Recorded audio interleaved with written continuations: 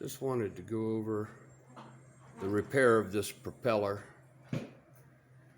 and we had a bolt come loose, or the nut came loose on the back side of the hub, and the nut hit the back side of the propeller right there and crushed it in, and then fractured the wood a little bit on this side.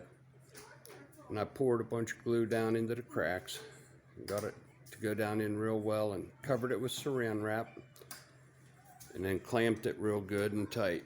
So I got that side done, and then I just took and sanded this at an angle. Can't really see it, but that's, if you look down on the top, yeah, you can see how much it was there. Just made a bit of a scarf joint on it, and then cut that block off and sanded it and blended everything.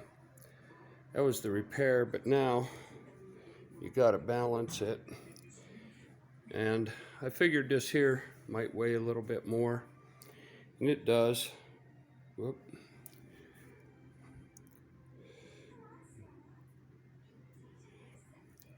And it does weigh a little bit more on this end, but it looks like it weighs a lot more, because it does seem to go kind of fast.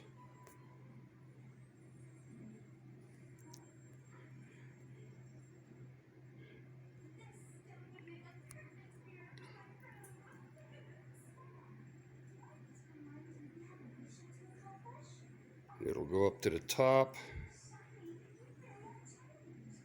Oh, is this going to go all the way over? Oh yeah, I didn't balance my table. Well, now that I got the table perfectly level, it doesn't want to seem to stop spinning. I did, oh, there it goes. I think it's, yep. And this here is the heavy end. I believe it's going to go all the way down to the bottom. And no, I was wrong. It's that end. That is the heavy end. It stopped. And it will end up stopping eventually down at the bottom. It'll take a long time. It'll keep on going back and forth a little bit.